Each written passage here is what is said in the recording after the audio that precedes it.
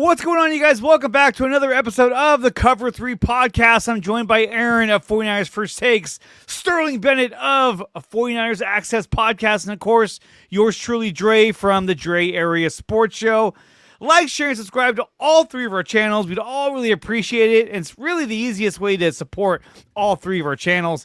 There's been some talk by the fans saying, hey, we should do a Cover 3 channel. I don't know how I feel about that. I just think it's kind of like, whatever. What do you guys think? Should we do a channel for just Cover 3? I don't know. It doesn't have the legs, I think. It doesn't have the legs. It doesn't. And Channel. then what happens if like one of us get into a fight and we start hating each other? You know, it's just, Exactly. There's too many weird things going on. So, guys, today we're going to talk about, of course, the San Francisco 49ers. We're going to talk about some of the free agents that are out there and who fits for the Niners and what they need. Talk about their draft picks, who they should be looking at in the draft, and exploring some of the bigger trade ideas, especially when it comes to a guy named Maxx Crosby, another guy named Justin Jefferson. So we're going to dive into all of that goodness as the show goes on. But there is something that I did want to start with, and this is kind of an icebreaker because I thought, hey, you know what? I think it's a good idea. And this is this right here. Name the most random 49er player from your childhood. This guy's Tony Farmer says, I'll start. Terry Kirby. I remember Terry Kirby. I was excited when we got him. He wasn't even that good of a running back, but he was a running back, which we didn't have at the time. I want to say that he replaced, what's his name? Lavelle. Terry Lavelle, I think his name was. Derek Lavelle. Derek Lavelle. Thank you. He sucked, too. He was horrible. So, Aaron, start us off. Name an obscure random Niner from your childhood. Chet Brooks. Who? Chet Brooks. I thought he said Fat. He's a safety. I thought he said Fat Brooks. I was like, there's no way, man. That's not someone's name. Chet Brooks was a safety in the towards the 89, 90, 91 season. Oh, my God. Okay. Niner GOAT. I'll have to go watch the episode. I haven't seen it yet. I've been busy You gotta all watch day. the last two. Last two. It's been back-to-back weeks where I'm just like, okay. Speed kills. That's what he's Yeah, hey. If Speed you kills. have Pierce speed, Holt. you Great will name. be on the Ooh, Pierce Holt, Mike Rumpf. I do remember Mike Rumpf. I remember Dude. Pierce Holt. Y'all are sleeping on people like Capri Bibbs and Brandon Moore and Thomas Clayton, those practice squad wannabes for a couple years. The preseason wonders in 2005 and 2011. Reggie McGrew. Reggie McGrew. Oh, yeah. When I think of an obscure Niner from my childhood, most random, I think of Amp Lee. Dominic Remember that guy? Ziegler. The running back, Amp Lee. Oh, man. Or Amp like- Lee was it? Was Amp Lee wasn't. Who was the fullback? Was it Mark Logan? Mark Logan. Yeah, he's the one who fumbled the ball against the Packers in the playoffs. He was playing with a cast, and they threw him a pass on the flat, and he caught Number it. 27. And he got That hit wasn't- and fumbled, and they picked up, ran it back for a touchdown. I was like, No, that wasn't Mark "Ow!" Logan. That was his last name was Walker. He was number Well, 27. He could walk right out of here. Okay. Tank Carradine, that was another one. That was another one of those Trent Baalke picks. Like, oh, he's got a torn ACL. He come back. Never worked out. Him and Quentin Dial never worked out. Quentin Dial. Remember Quentin Dial? Oh my gosh. Touchdown Tommy Verdell. I don't even Verdell. remember that guy. Tommy Verdell, yeah. Tommy Verdell. Oh, yeah. There it is. Was he a fullback, I think? Are you still on the same guy? No, the net, I was Tommy like- Verdell. Tommy Hey, Verdell. Charlie Oh, Garner Charlie was not Garner. random. He was actually really good for the Niners, and then he went straight to the Raiders and became a really good running back. They should have kept him. He was good on the Derek Niners. Deese. Was Derek Garner Deese. was Garner on the 2002 Raiders near Super Bowl win? It was like him, Tyrone Wheatley, Jerry Rice were all over It might there. have been. He might have been. Okay. Man. What about Shantae Spencer? Shantae Spencer, the corner. He was good. I thought he Tony was gonna be Parrish good. for a little bit of time. Tony Ahmad Parrish. Plummer. Ahmad Plummer. Jason He was good Webster. for a little bit. Gary Yeah. Plummer. He was actually really good. Lee Woodall. Gary Lee Plummer. Woodall. Gary Plummer is the F the Dallas Cowboys T-shirt guy, right? Yeah. Yes. Okay. Uh, That's what I he- thought. You can't Look forget at my- about Ken Norton. I mean, he was He looked amazing. like my dad a little bit back in the day. With He looked like everyone's dad. Ken Norton used to coach at the college I went to, and his son played for them, and they had him at defensive back. He's one of the worst players I've ever seen in my entire life. My God. I said the apple did not fall from the tree at all. it rotted and it stayed there forever. It went in a totally different direction. So let's talk a little bit about the Niners' upcoming season. Now, obviously, there's a lot of things to talk about. We're talking about free agents, talking about who should they re-sign, how should they spend their money. Oh my God, Ty Streets! Can't forget about Ty Streets. But we know for a fact that the Niners will be in Mexico. That's right. The Niners will be playing one of the teams on their schedule in Mexico. Now, I guess they've determined that it won't be the Raiders and it won't be the Broncos.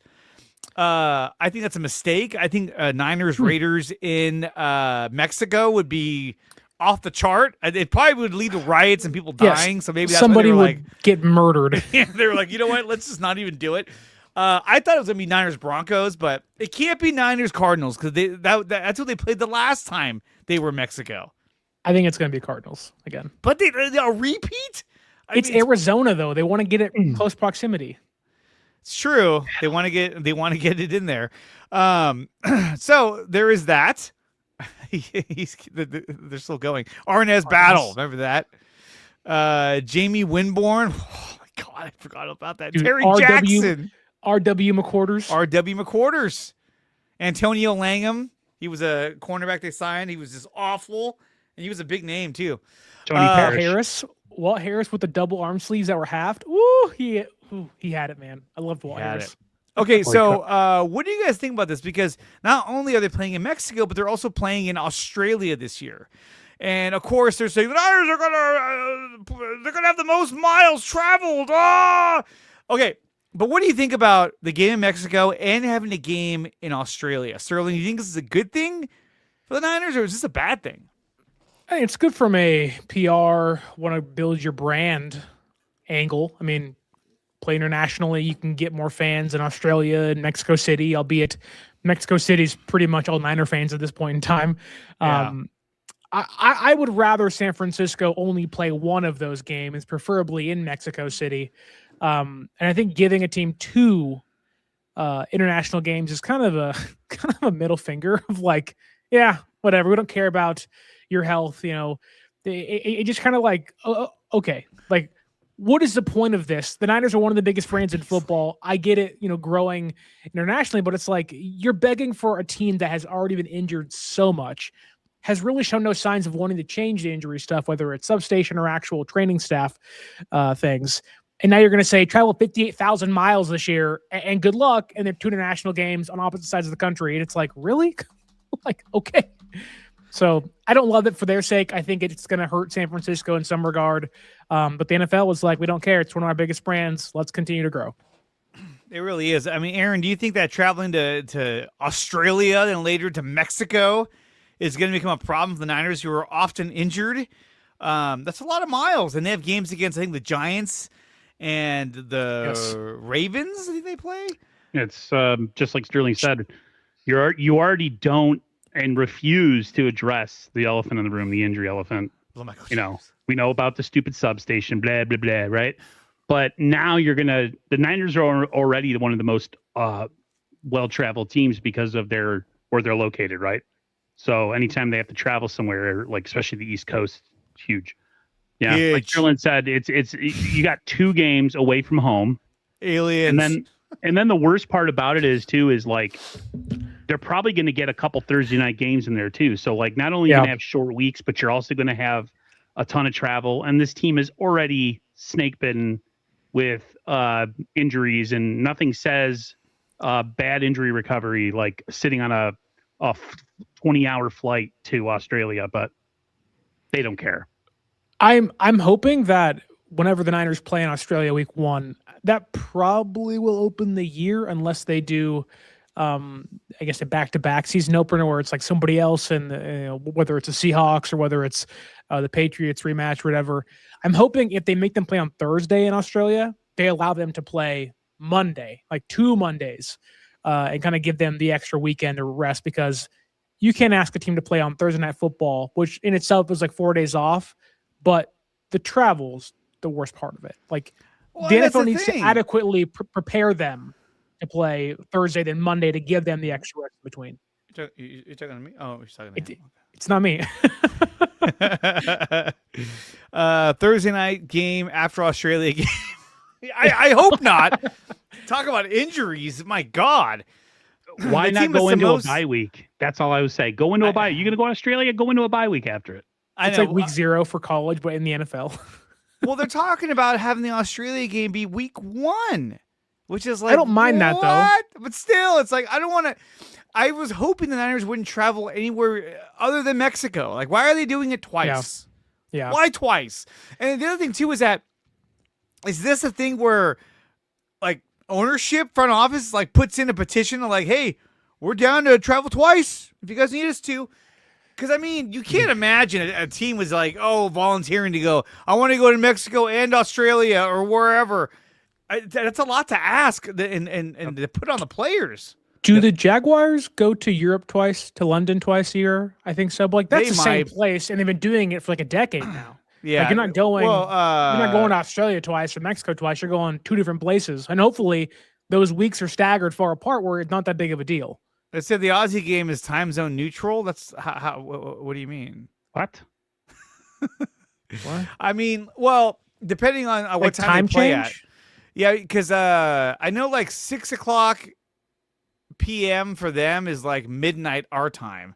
So the game will probably be at like 1:00, which will be, I think, like, I forgot. I have to look at I see what he's getting at though. It kind of lines up. Who's the opponent? Neutral that it doesn't favor either team is what he's trying to say. Maybe. Who's the 49ers opponent in Mexico? We don't know yet. And we know it's down to the Rams, the Cardinals, and there was one more team. Brought up the Dolphins. The Dolphins. Gross. That would be weak. If it was Dolphins in Mexico, no, I'm telling you, if they want to get rowdy, it'd be Niners and Rams, which I don't think they will. Like Sterling said, it'll probably be Niners and Cardinals. They also wouldn't do Niners, Rams in Australia, Niners, Rams in Mexico City. That would suck. Like I want one of those home games. Right. I know. Like one of those games is going to be a home game that we lose. Not lose, but like we lose out playing at Levi's. Yeah. So, and I'd rather lose the Cardinals game than the rest of them, to be honest with you. So let me ask you this, you guys. You know, there was a lot being said about Seattle winning the Super Bowl, and not only that, but winning it at Levi's Stadium. Do you think that's the thing? I really don't give a shit. But some people were saying, well, that's a big deal, guys. I mean, like, they conquered your home. That's like whatever the fuck their stadium's called, South. Lumen? Lumen South. I don't think it's a big deal. In fact, I'm predicting the Seahawks will not win back-to-back Super Bowls because I think they're going to let a lot of their players walk. Because they got a ton of them or a ton of them are hitting free agency. So I think their team is going to look different next year. It's still going to be a good team. But I don't think it'll be defensively. I don't think it'll be as good as it was this past season. I mean, they were just so locked in. But do you think the fact that they won the Super Bowl at Levi's, is that a thing the Niners have to overcome? Aaron? It's funny it depends on the day you ask. Because I was thinking about this stream yesterday, and I was like, if we talk about this, sometimes I don't care, and then sometimes I do care. In the end, it doesn't really matter who won Super Bowl. We didn't win it. But it doesn't mean anything anymore. It's the off season.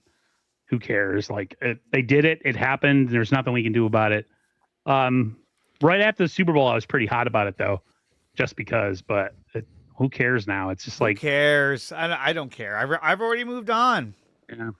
I think the rest of the NFL world has moved on too. Like the Seahawks won, and it was like the entire thing was wiped. Okay, whatever. Like, and he's moved on. Like, whether it's because of the way San Francisco lost them 2 weeks prior, or Amy kind of unplugging myself from the NFL playoffs after San Francisco cut their ass kicked. Like, I also, and I've been saying this for a long time, it's like the Niners didn't have a say. Like, they didn't say we're going to defend our home against a team in the Super Bowl. It was like, we had to get there first. So, like, whether it was Seattle or it could have been anybody, it could have been the Bears, it could have been Panthers, I wouldn't have been like, oh man, like the Broncos have already won there. A team's already beaten somebody else in the Super Bowl at Levi's Stadium. Yeah. I don't care. Yeah, it's it's already tainted to me. So whatever. Yeah, it doesn't matter. I mean, this is not Mile High West. You know what I mean? Like, it doesn't mean shit. So go ahead. Oh, sorry. Michael Irvin was talking about how like listless the Bay Area is, and how it was just nobody cared. It's just boring. Like everything about the Bay Area leading up to the Super Bowl was boring.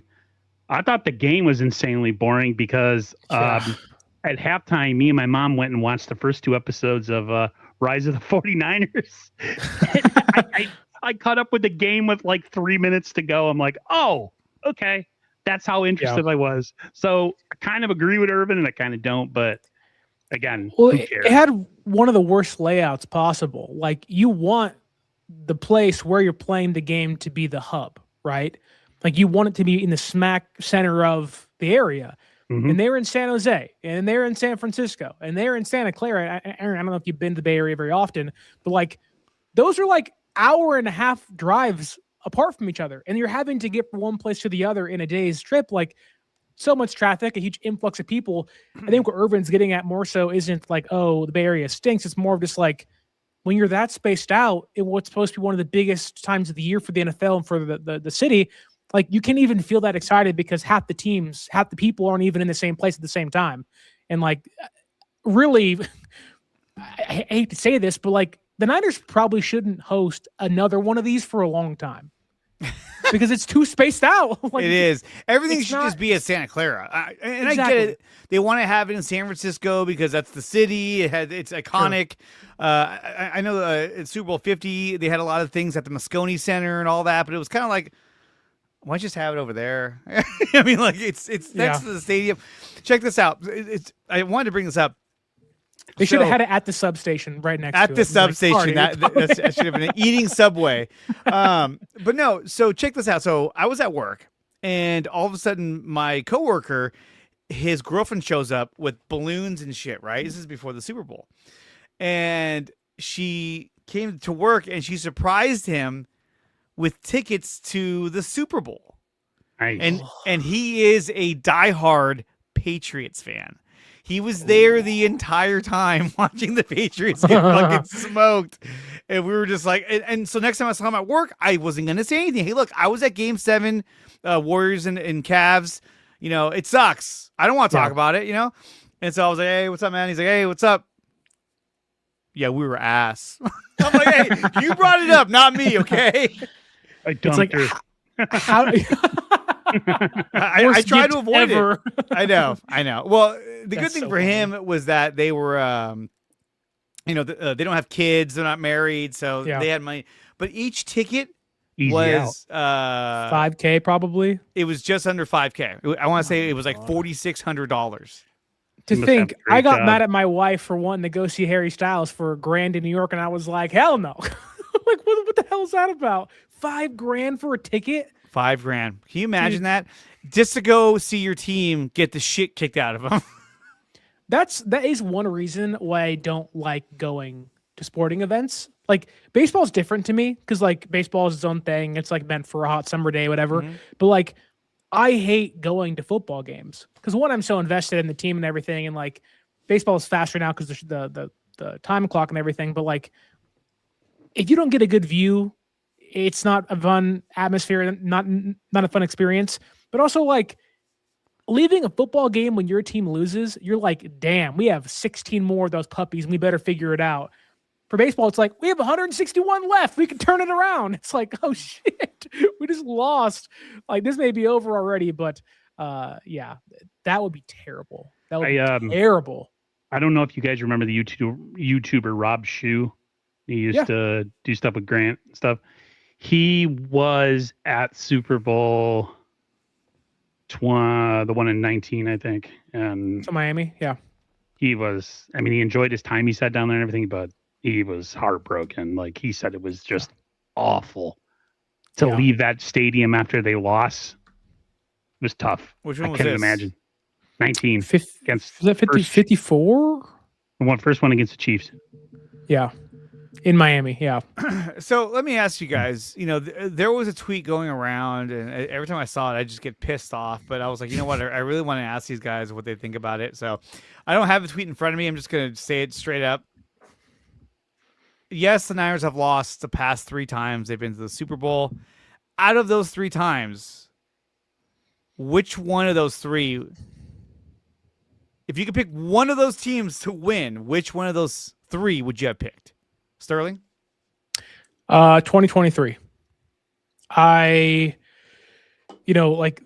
the 2023 one had a great story built into it of like revenge, of undoing what 2019 was and having a very similar roster with the same core. And you've added some new pieces in place, and you swap Joe Staley for Trent Williams, and you have Christian McCaffrey in place now, and he has an Offensive Player of the Year winning season, and Brock Purdy's playing an MVP finalist type year, and it finally feels like things are coming together, and you don't really know what's happening after the year because of free agency and guys you got to pay, and it felt like 2019 felt like, okay, this sucked, but like there'll be more to come.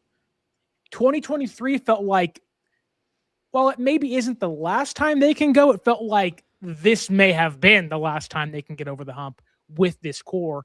And I don't think it's entirely true, but it just felt like that was kind of the gut punch of like, damn, we had every right to win that game. Ample opportunity. Mahomes' opening second half interception to Jair Brown. The offense can't score. McLeod and Luter on the muffed punt. It was just like, good God, like we're just giving this puppy away. And it felt like they had that, to me, was the best Niners team to not win a Super Bowl of the 3, in my opinion. Yeah, that one was loaded with talent, all up and down the roster, and I still can't believe that Steve Spagnuolo was able to just shut down Kyle Shanahan's offense for most of that game.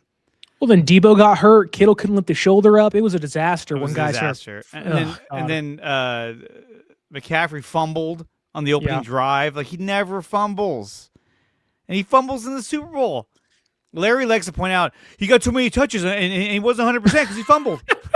Like, he always says that. I'm like, I don't think that had anything to do with him being 100%. What was the excuse this year when he had 400 touches? I know. Well, and it's funny because, he's got 400 touches this past year, and then also this year he also made the comment of, I'd really like to have a running back that can share the load with me. If he's saying that, if Christian McCaffrey is saying that, the Niners need to look into getting somebody that they can lean on. I don't know if Jordan James is the answer. We only saw him carry a handful of times against the Seahawks, but Aaron. Yeah, I was going to say, it's between moving on. Exactly. So 23 was, like Sterling said, best team we've had. I think you agree with that, Dre. Best team we were the better team by far against the Chiefs in that game, but it's slightly edged out by the one against the Ravens. My nephew is what is he, mid-30 this year? He'd never seen a Super Bowl victory, as most young 49er fans have not. And that was being that close, having them, we were both watching together, and then it did not happen. And just like the weird quietness after it, where me and him were just not talking. My brother's sitting right there, and he's like, I don't know what to say to you guys. I feel so awful. And I'm like, there's nothing to say, bro. Don't worry about it. That one was the worst because of who was there with me watching it. That's the one Super Bowl I've cried after we lost. I was like 14 at the time, so I was young. The Ravens one? Yeah, and like Aaron's saying, like that was my first taste of like the Giants had just won their first World Series. I was like, oh my God, the Niners are going to do it the year after. It's going to be great. And like that was kind of the first time the Niners had been like legitimately good for a fan like myself that was born in the 90s. For a while. Like they were terrible from like 2002 on. And, it took them forever. And I didn't really remember the late 90s 49ers because I was like 3 years old. And so like, I would agree, like being on the goal line and feeling like you have a Hall of Famer in the backfield, man, give it to him. And I don't know if it was the Kaepernick and Harbaugh thing of wanting to make him look good, whatever. But like, I also think the journey to get there is what made it as emotional. Like, they almost got destroyed by the Falcons, I think. Yeah, Like, well, I mean, they were that down game was 17 ugly. and they came Right. back. I think it was 17-3 and they came back and won that game, which Yeah. I remember that game. I was, and at that point in his career, Kaepernick was like just unbelievable. I mean, he was throwing like just absolute lasers to his 99 players. miles an hour on 5-yard flats, and you're like, bro, chill. And then somehow they get in the red zone. They just couldn't fucking score. I mean, I couldn't believe it. I talked to Larry Grant, and he was like, that game still haunts that entire team to this day. Like, how'd they not get in the end zone? I was like, I don't understand. And not only that, but then like Harbaugh made a mistake too. I mean, the previous drive they scored a touchdown. What does he do? Go for 2. And I'm like, no, don't go for 2. Just get the field goal. He went for 2 to try to get the lead. He missed, or they didn't get 2-point conversion, and they were down by 4. So then I want to say it was 4, and they had to score a touchdown. They couldn't tie the game up. And it was like, fuck, you idiot. Why did you do that? You're gonna give Aaron Vietnam flashbacks if you keep talking about all the plays. If I so if I have to pick one of those 3 teams, for me, I mean, look, the Harbaugh team that one really hurt, but I think that, and this is kind of a weird answer, I almost don't want to pick that one because then that would alter the course of everything else after. Sure. If they win that Super Bowl, Harbaugh probably doesn't get fired. The whole team is on a completely different trajectory. They probably don't even make that move to get Anquan Bolden because they did that to try and get them over the hump. They might have said, no, we're not gonna get him. Let's go a different direction. I don't know. But that one hurt. That one stung. But I would say for me, it's 2023.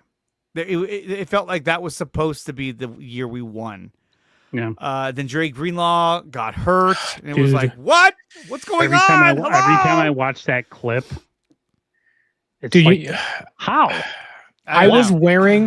I had just gotten a Dre Greenlaw jersey for Christmas the month prior. You jinxed him. And I was wearing it on the day and was like, I gotta take this off. Yeah. It's like, oh now my we know who to God. blame, Dre. I was like, well, look, I'm going to come, full transparency as well. I also made a huge fuck up that game. We were watching it as a family. We're at my brother-in-law's house. Hella people there, hella food. I got hammered. And I made a comment at the beginning of the game, and I think about it all the time. I'm like, man, maybe I shouldn't have said that, But I told them, I was like, dude, if the Chiefs win this game, we're gonna be Patrick Mahomes' Bengals. We're gonna be his Bengals. And then not only that, but then the way he won it, he drove it down at the end of the game to win the game. I was like, fuck. Do you know what's crazy is like you say. Like losing, or if we could reverse time and win in 2011 against the Ravens, like I wonder if, like, I do think that team still falls apart. Like you do have Alden Smith's off the field problems, Ray McDonald and his off the field problems, and Bruce Miller beating up grandmas and stuff. Like there's a lot of problems off the field with that team. Damn you, like, Bruce Miller, dude. And like, but I also think like, if they win the Super Bowl, hey, you know what? He made all of his kicks, but he got the biggest one blocked. Like, what the fuck? If they win that Super Bowl, do they fire Steve Wilkes? No, they don't. I don't think they do. Does that not lead us down the path of Nick Sorensen, or does Steve Wilkes last 2 years, get fired, and Saleh comes back anyways? Like I think 2 years and gets fired. He gets fired because regardless, Saleh would have got fired anyway. So Shanahan would have been like, "Oh, cool, I can get rid of this guy and bring in my buddy." So I think they still would have done that. But the way that the Niners played defense on that final drive was atrocious. They were in like a prevent defense. And Patrick Mahomes basically did whatever he wanted. Now, it's funny we brought that up because one of the things that I wanted to show was this tweet right here, which is a quote from Fred Warner. I'm not going to read the whole fucking thing, but basically what he says is... No, every word, please. Well, everyone kept saying, Kyle should have known the rules. Kyle should have known the rules. Kyle should have known the rules. But when you hear what Fred Warner has to say, it changes the perspective a little bit. He says, no, we just got done on defense, stopping Patrick Mahomes and their offense from going down and scoring a touchdown to win the game. We were up by 3 points in the fourth quarter, and they went down on like a 15-play drive. I remember I remember being man to man with Travis Kelce on that third down. People forget about that play. On that third down before they kicked the field goal, he ran a corner route, which I had seen him run against Kyle Hamilton in the AFC title game the week before and scored a touchdown. So I knew the route he was running. Pat throws the ball. I barely tipped it away, and I get up, and I'm like, holy smokes, I'm fried. They kicked the field goal to tie the game, and I'm sitting there at the coin toss, and you can see I'm trying to catch my breath still. So our defense has to get right back out there to start the overtime. We're dead tired. Let our offense go out there and fight a little and give us a chance. And that was the whole reason why, people made a big fucking deal about, and I'm going to get hit with copyright. People are going to make they made a huge fucking deal about them not, that they should have kicked the ball, but their defense was just out on the field. Now you're asking a tired defense to go out there and do it again. And so I get that. I really do. Sterling, do you think, after hearing that, do you still think the Niners should have kicked that ball, or should they have received it in the overtime? I think they should have kicked it. I know your defense feels cooked and everything, but it's more important to know what you have to do offensively. You talk about being prepared in any facet of life. You would like to know what the challenge ahead is. And the Niners didn't give the Chiefs the game because they could have scored a touchdown and they could have, put the Chiefs and made them have to tied up or whatever. But even if San Francisco scores a touchdown, Casey's going for 2. They're going for the win. They're not playing back and forth. They're going for the win right there. Yeah, they're going for the win. Right. So it's I would have still kicked it. Okay, yeah, maybe your defense is cooked, but then we have to score a touchdown here. And even on top of that, again, you don't have Deebo Samuel. George Kittle can't move his shoulder. Your offense was in a good place either. It didn't make a difference because at the end of the day, they couldn't stop them on their drive to win the game. So yeah, hey, Spencer Burford, what are you doing, brother? Yeah, who you blocking, dude? I mean, you can't let Chris Jones run. Yeah, if he wasn't there, I feel like he was looking at Juwan Jennings on that. He's post wide route. open. He's wide open. But what's his name? Ayuk was wide open.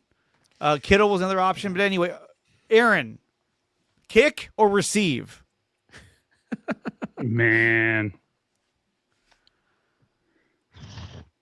I'm one of those people that's go Defer. for the win. Defer. Go for the win. And let's go win this thing. Let's go score a touchdown and win the game. Okay. So I understood Kyle's approach. It's funny. It was so much of a non-issue to me that I didn't care. And the only reason I've remembered it is because it's been brought up so many times.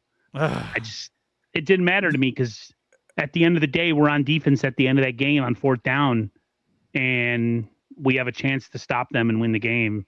Yeah. And he runs and scrambles and gets whatever. And I'm just like, that was the yeah. As soon as that happened, I was like, I looked at my brother and said, "We're done. We're losing this game." Yeah, and we did. That was the beginning of the end. When he went on that run and got the first down, I was just like, oh my god.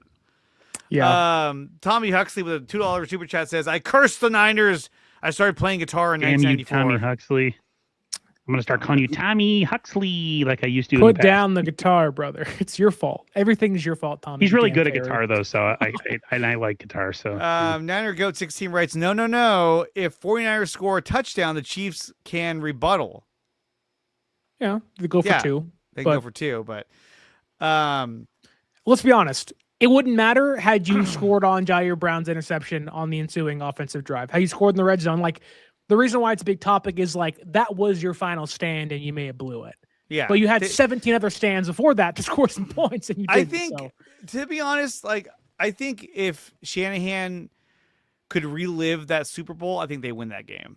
I think he's progressed so much as a head coach that there's a lot of things he would have done differently.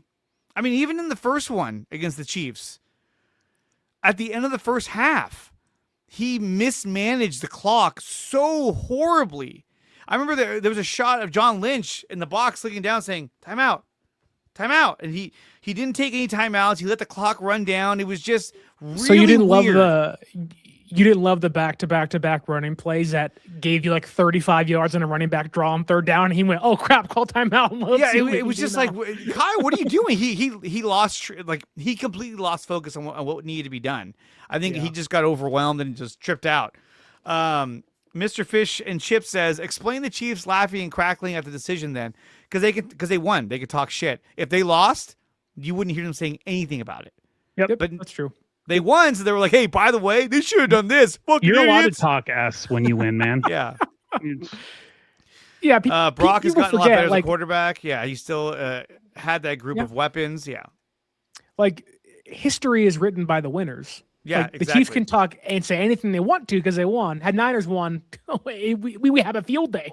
And let's talk about how we had nobody could get open in that game. Yeah, I mean, which led to Aaron's favorite player being drafted, Ricky Pearsall. Bitch. Ricky Pearsall. Okay, so not only did Fred Warner say that about that play, but he also went on a limb here, and he said that they're going to win a Super Bowl next season. Good.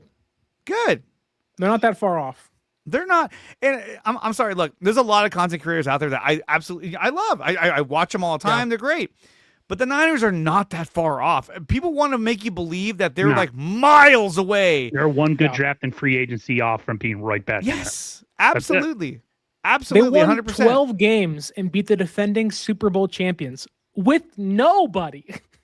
Like, literally nobody. If you have Kyle as your coach, and now you have Brock as your quarterback, and you have Fred, your couple of your pillars on defense back, you have a chance. They're at such a talent deficit right now that they need to infuse talent in this team in so many spots. But if they do that, which is totally possible, then they're right back in it. Like you said, getting CJ West and Alfred Collins was huge. Yep. Because now you can further bolster the depth of that defensive line. Yep. And I think you do so by bringing in a big name free agent, which we'll talk about in a few minutes. But I think that's going to make things a lot better because now your interior. JFN. John Franklin Myers. Okay. So looking at what the Niners have lined up for the draft, these are their picks. They have a first round number 27. It's not bad. Second round pick, third round pick. They have 3 fourth round picks and a fifth round pick. And they've done really well in the fourth and fifth rounds. Yep. Not so much in the first round, which leads us to our next topic. If you are running this team, if they said, John Lynch, scoot over, Aaron and or Sterling, slide in, how are you looking at this? I'm just. How are you guys looking at this offseason? Do you covet that first round pick, or are you looking to trade that first round pick to get a premier player? Aaron? They miss all the time in the first round. So Mike, Gold Rush, you guys know who he is. He says, if you have a chance to get a premier player, a proven guy, and you have to give up a first rounder, he's like, it's a no-brainer. Just do it. Do it. I would. Absolutely, I would. Yes. I think a lot of it depends on who the player is, obviously, yes. Which I know we'll get into in a second. Yep.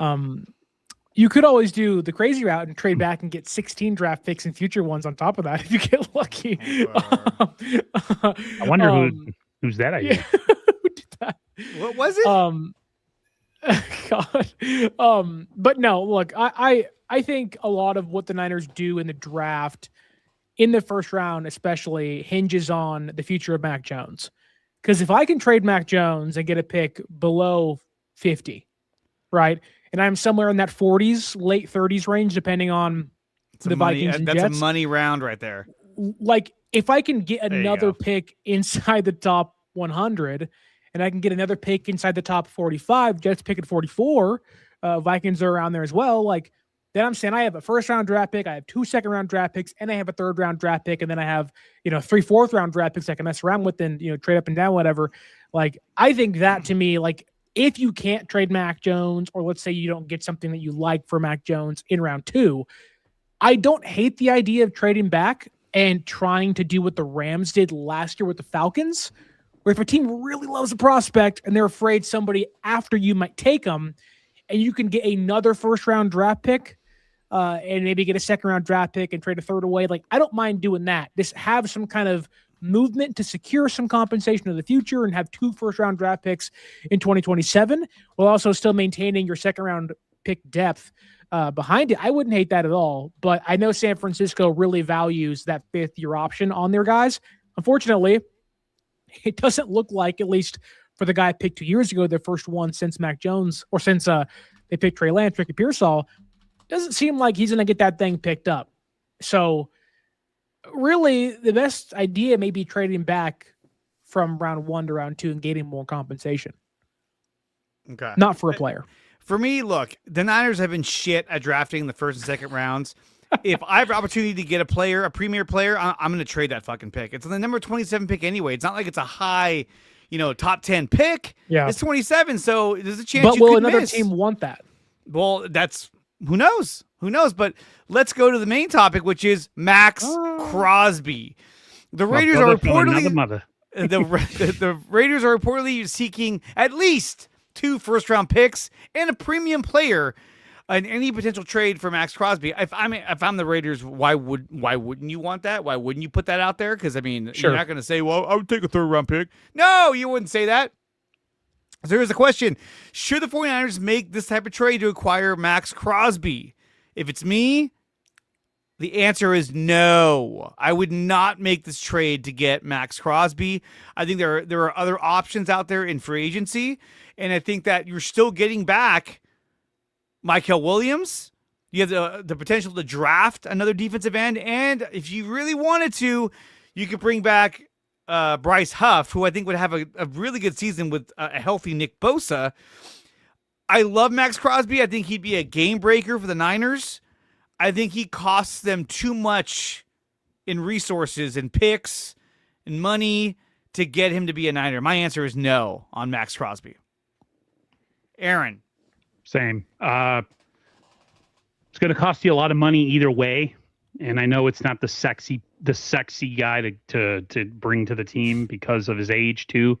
But if you're going to pay an ass load of money and you don't have to give up picks, and I know like a lot of people are going to give me grief for this. If Trey Hendrickson is out there, I know you're trying to get younger pretty much everywhere. But if he's out there and you have a chance to sign him for 2-3 years, and you don't have to give up any type of capital for him, then that would probably be the smarter pick. He's proven, and last year he had the injury issues, but that would be more of the route I would take. I would not give up that much. Plus, like you said, we're like picking late. Why would the Raiders even want to do business with us anyways, considering that? So that's my thought on it. Yeah. You're about to tell me. I know. Yeah, I truly don't understand the Niners and Maxx Crosby stuff. Last year, okay, it makes more sense, right? But the Niners decided to go in a different route. The Niners decided to go with the reset, kind of retool the cap and money and sign their own guys and try to build the next core. And now one off season later, which is funny to me because a lot of people in the content creating space are like, the Niners are far away. Are they are they a Maxx Crosby away though from not being far away from people's eyes? No. Like, I don't think Maxx Crosby makes them a legitimate Super Bowl contender. I think Maxx Crosby is a great player, but there is some health concerns. He's had 2 season-ending injuries the last couple of years, and I'll put that in quotations because the Raiders kind of played with him somewhat this year. But it's a big cap hit. You lose future draft pick compensation, and you got to lose Bryce Huff. Okay, so you have Max and you have Nick Bosa, but okay, cool. You got to trade more than a first-round draft pick. You want to trade a first and a second and then something else? Like, the Niners need to find the next core. And diverting from the path of doing so by getting Maxx Crosby, albeit a great player, is kind of a spit in the face of what they told us this past year of what they're trying to do. Yeah. So, no, I am a hard pass on Maxx Crosby. I love Maxx Crosby, but to me, it doesn't make sense for San Francisco in their current state. If they made this move going into like 2023, fuck yeah, let's go. And I would rather have Maxx Crosby than Chase Young. Or Jog Young. But I'd still. rather have a first round pick edge rusher, if I'm being honest with you. It's cheaper, it's cost controllable, and you're going to lose Bryce Huff in a year at least. Find a legitimate 3-down player instead of trading for a 28-year-old guy that has injuries. Makes no sense. Let's look at some of the trade proposals that have been put out there for this trade. Which none of them are ever going to make any sense. I look at these and I go, how? I love the great Maxx Wayne Crosby Breezy for Jaya Brown. Yeah, the great Wayne Breezy said, great guy. A 2026 first, a 2027 second, and a 2027 third. I don't think that gets it done. I don't think so. I think that would Sterling, get it you're done. massively out of focus. God, what's We'll happening? put you back in the corner. Well, zoomed out. Do you think this trade proposal? Do you think this gets it done, Aaron? No. Sterling, just a quick yes or no. You don't have to break it down. Yeah, I do. You do. No, I'm just kidding. I don't think Maxx Crosby is worth 2 first-round draft picks in a player. He's not Micah Parsons. No, he's not. But I think you have to start with that if you're the Raiders.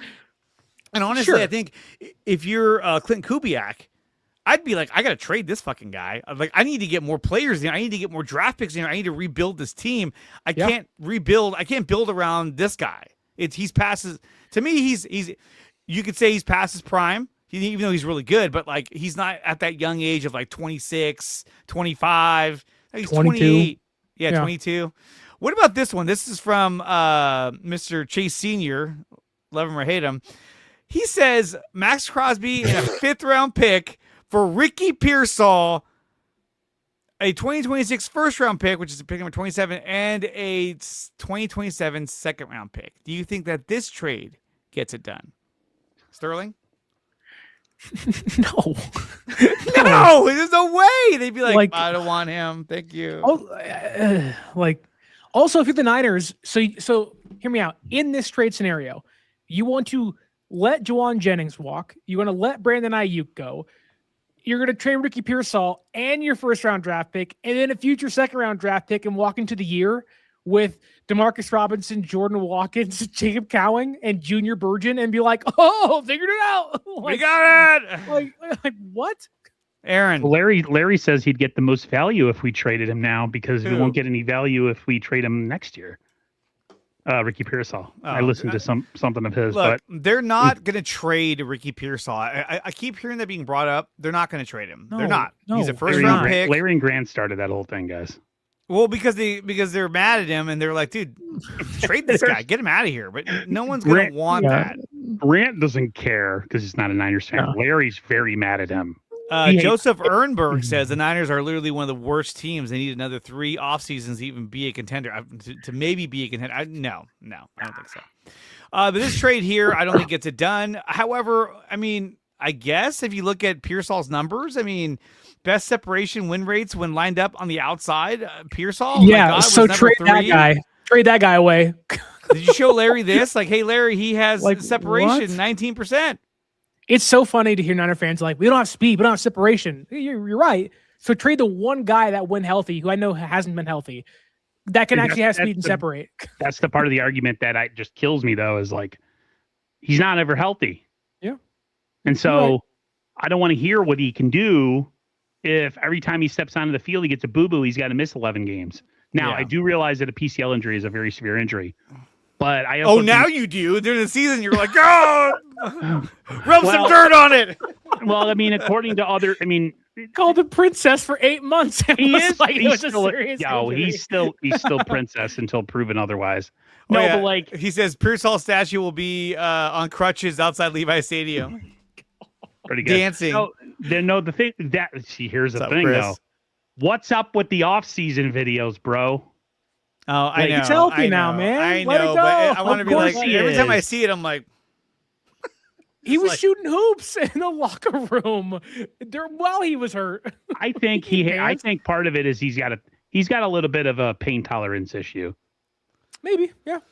I think some guys. I mean, I know I do, but I'm not an NFL player, so yeah, that's what I'm saying. We're just normal pedestrians.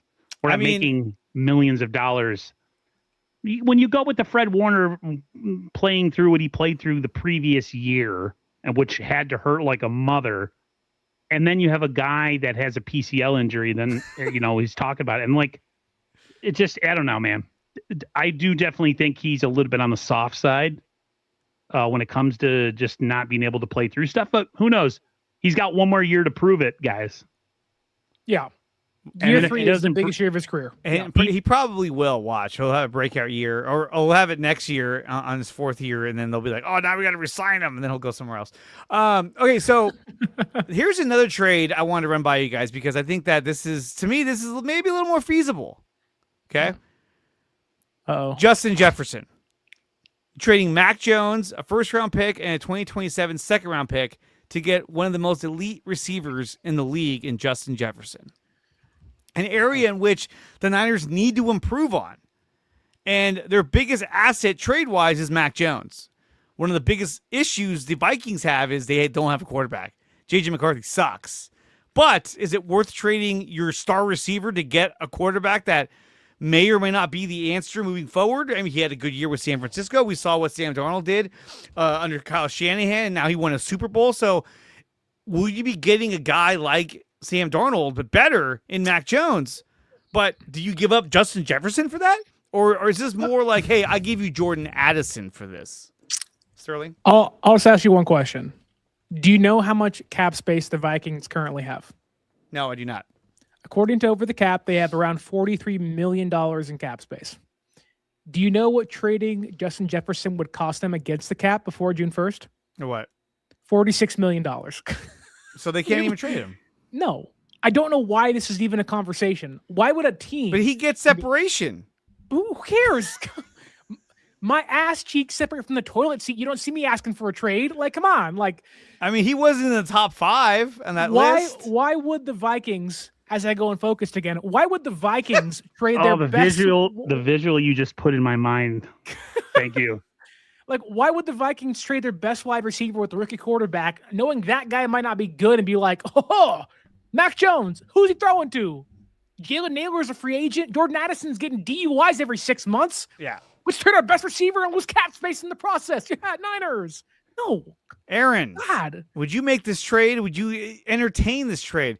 And look, I will say this: the rumor that Jefferson might look to go to the Seahawks, that scares me. It's not going to happen. They can't afford him. No. They're about to give JSN a fat contract. They're like, oh, let's bring on Jefferson's contract as well. Oh, fuck. But Aaron, what do you think? I didn't know the cap situation that Sterling just explained, so hell no, like it's not going to happen. And I don't even think if the cap wasn't a situation, that's just not enough capital pick-wise to give up a guy of his caliber for, I know Larry's saying that you can win a Super Bowl with Mac Jones, and he's a Super Bowl winning quarterback. He gets on the right team.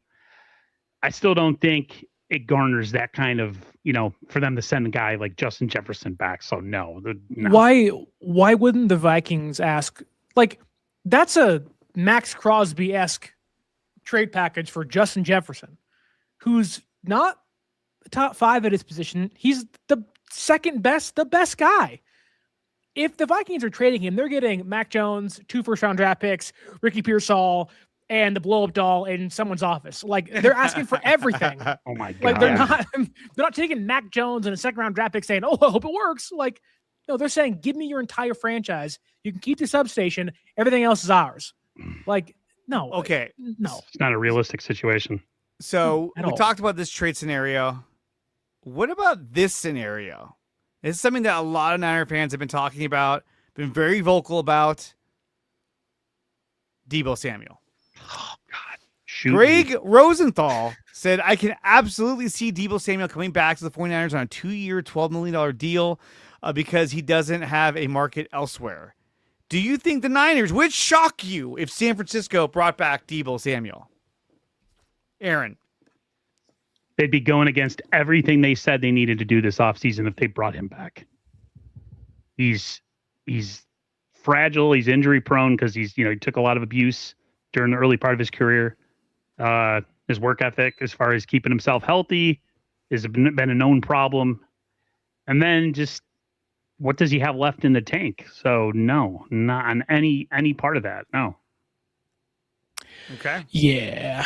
I mean, look, Debo for a 1-year deal. I can see Niner fans being like, yeah, why not? Whatever. But it's like, okay, like, what does he offer to you now that he didn't 2 years ago? Like, he's almost the exact same guy. He's going to get older. There's more tread on his tires. The big argument I've seen is, well, he's better than what you currently have. Yeah, that's a problem. So you're going to regress back to what you formerly had? That doesn't make sense. You want to get new, fresh guys with some speed that can separate, that are 26, 25 on cheap-ish or you don't mind middling contracts, not Deebo Samuel for $12 million. So you have him signed till he's 32 years old. No. Those are the same people that were complaining the year before that he was on the team. Yep. And then he needed to go, and now you want to bring him back? Doesn't make And don't forget the way things ended with him on Twitter, on social media, calling out the quarterback and the head coach and being, no, that wasn't, it wasn't what I was doing. No, it's exactly what you're doing. You complained about not getting touches in a down year because you thought you were the superstar, when in fact, you were getting the most touches in a down year, which led to the down year offensively because you aren't a superstar. Like, he's going to complain. And I love Debo. His time here was awesome when he was in his prime. One of the best Niner seasons ever by any player of all time in this era of San Francisco 49er football. That's time is gone. Like, and on top of that, you are trying to beat the Seattle Seahawks. What do you have to do to beat the Seattle Seahawks? Get guys open downfield, spread their defense out, get guys in passing lanes, and kind of get guys off the line of scrimmage out of the box so you can potentially have checkdowns for Christian McCaffrey and George Kittle. You want to grab the checkdown merchant? Like, I mean, come on. Like, he can't separate at all. There's no speed there. Seattle will put all 11 guys in the box and say, hey, line it up, brother. I could see them bringing him back because they're not going to re-sign Juwan Jennings. I don't think they will. It wouldn't shock me if they did, but I just don't think that he's the type of talent you want to give a lot of money to. I think if they are able to acquire a premier receiver, then I think that they would be open to bringing him back as like their number 3, number 4 receiver. I do. But would you like that? I don't know, but I don't think he has much of a choice. So it wouldn't shock me at all if the Niners brought him back. It really wouldn't. But what if the Niners said, okay, we need speed, we need a playmaker. What about Tyreek Hill? I mean, the guy is physically, he has all kinds of talents. Mentally, a little weird.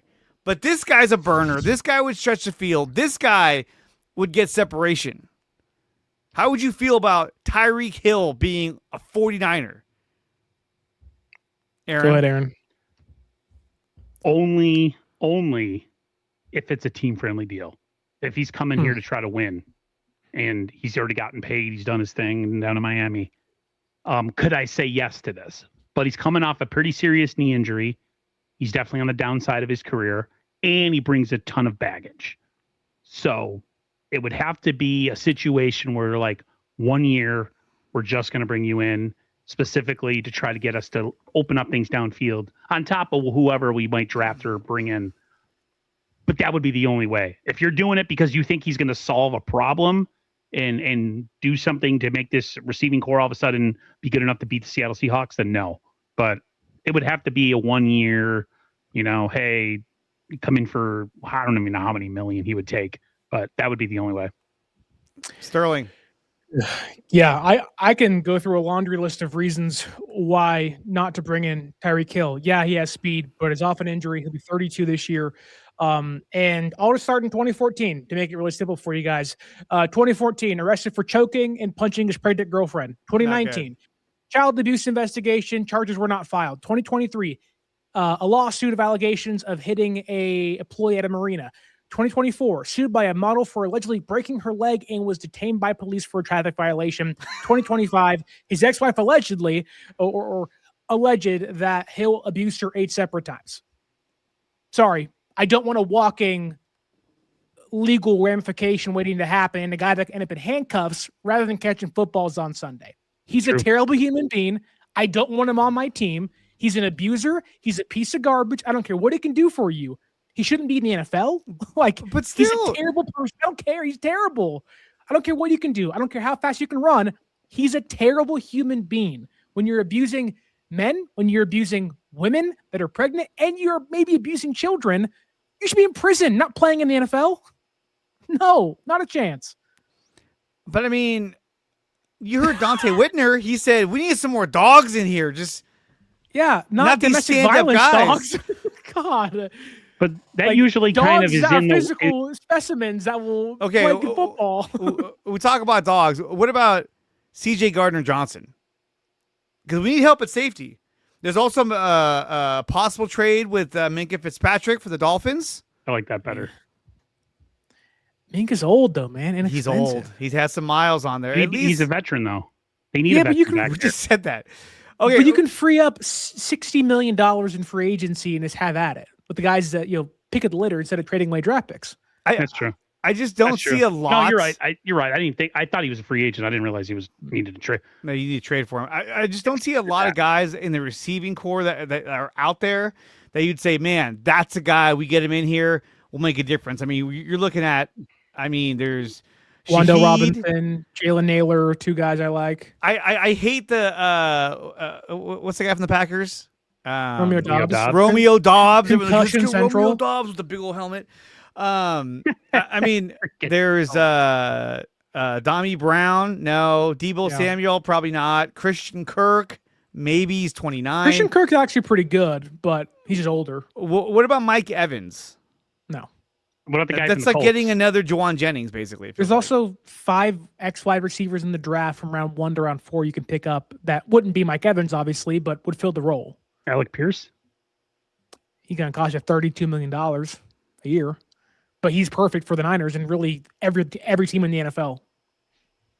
Yeah, but he would cost a ton of money. If it was me, I would sign Jalen Naylor, and I would at least entertain the thought of bringing in Wanda Robinson to have that gadget player if you want him that bad. I don't want to draft a gadget player like KJ Concepcion in round 1. I don't want great that. last name, by the way. KK Concepcion. It's a great name. What about Alec Pierce? I think he's going to be too much. Aaron already has that. Oh, he did? Gray's not paying attention. So I'm trying to do multiple things at once right now. Sorry, guys. It's okay. Yeah, I don't Usually know. I'm the one that's not paying attention, so you're good. Like, there's guys like Denzel Boston. You can go to the guy, I'm forgetting his name off the top of my head, but the guy from Notre Dame.